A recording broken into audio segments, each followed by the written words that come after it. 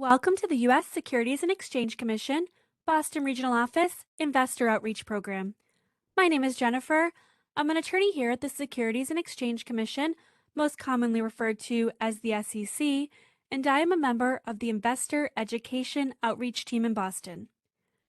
During our presentations to New England-based investors, one of the topics we often address is the impact of compound interest and the benefits of saving early for retirement.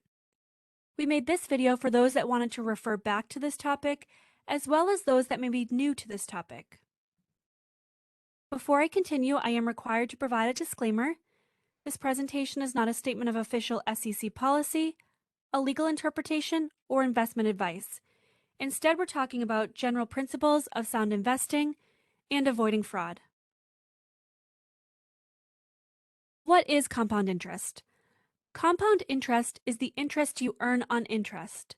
It's a term that explains when you invest, you are hoping to make a return on the money you put in at the beginning, but also on any money you make along the way. Understanding compound interest demonstrates how your money can grow. Not only does the money in the account earn interest, but the previous interest itself earns interest, and then that interest earns interest, and so on. This can be illustrated using basic math. If you have $100 and it earns 5% interest each year, you'll have $105 at the end of the first year. At the end of the second year, you'll have $110.25. Not only did you earn $5 on the initial $100 deposit, you also earned 25 cents on the $5 in interest from year one. While 25 cents may not sound like much at first, it adds up over time. Even if you never add another dime to that account, in 10 years, you'll have more than $162 thanks to the power of compound interest. And in 25 years, you'll have almost $340. Here's another way to illustrate the impact of compound interest. Imagine that at 25 years old, you made a one-time investment of $1,000 and did not touch the account again for 40 years. If you checked that account after those 40 years, your money would have grown to nearly $15,000, assuming a 7% annual interest rate. A quick note about the 7% assumed interest rate, since we use it here and we'll use it for some other illustrations. While the recent bull market has been delivering returns above that, returns at this level involve risk. These are not the kind of returns you could get with U.S. bonds or even top-rated corporate bonds. Investing in the market means that investments can go down in value. Historically, the performance of stocks has trended positive, but the performance isn't smooth and consistent, and as I said, investments can go down in value. This next chart shows how you can benefit by taking advantage of the power of compounding as early as possible. All of these charts are different ways of looking at the impact of compound interest. When I look at this one, I think about saving for retirement and the idea that if you start early, you don't have to contribute as much along the way. Keeping in mind, this is based on the assumptions and risks I just touched upon.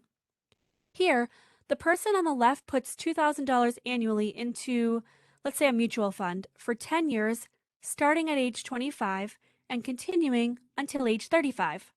She never puts another penny in after 35, but earns on average 7% annually, and when she retires at age 65, she has $210,334. The person on the right starts investing at age 35, putting in the same amount, $2,000, into the same fund every year, so we are assuming the same 7% average annual return. And this person continues to put $2,000 into the account until their retirement at age 65. Despite 30 years of diligence, the second person retires with $188,914, nearly $22,000 less.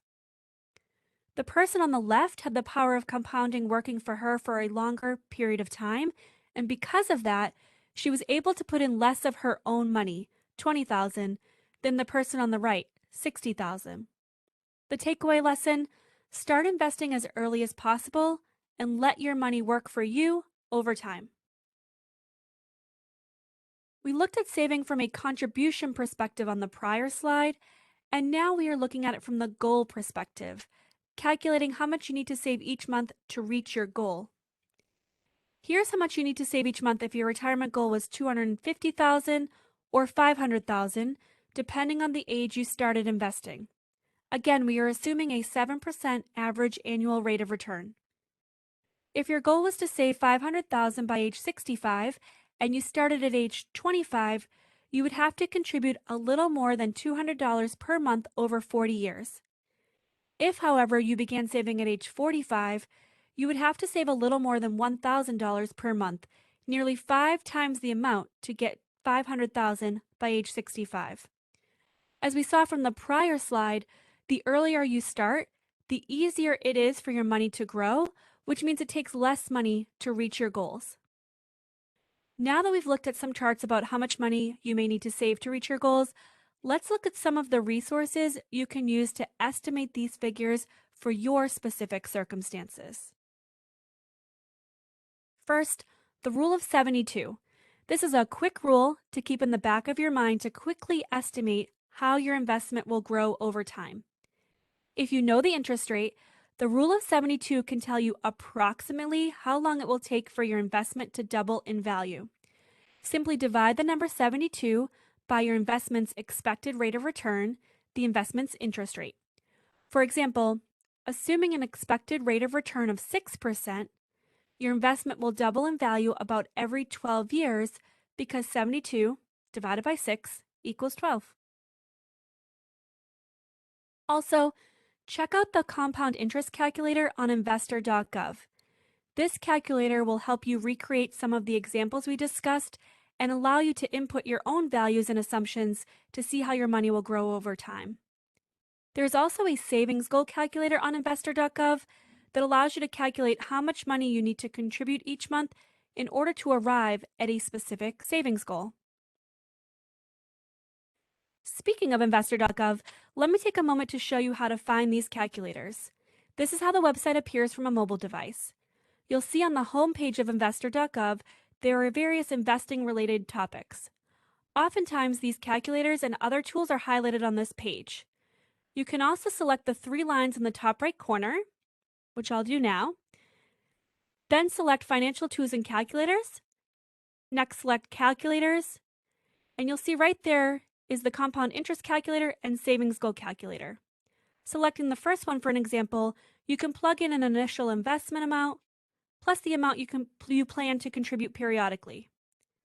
Then you can plug in your estimated interest rate. You'll be able to see an estimate of how much your initial savings will grow over time, year by year, and you can display this information in a chart. Before I go, please note, if you wish to report suspected securities fraud or wrongdoing, we strongly encourage the public, whistleblowers and non-whistleblowers, to submit any tips, complaints, and referrals, TCRs, using the SEC's online TCR system and complaint form at www.sec.gov/TCR. For more information about the SEC and actions we are taking to protect investors, visit our website at www.sec.gov.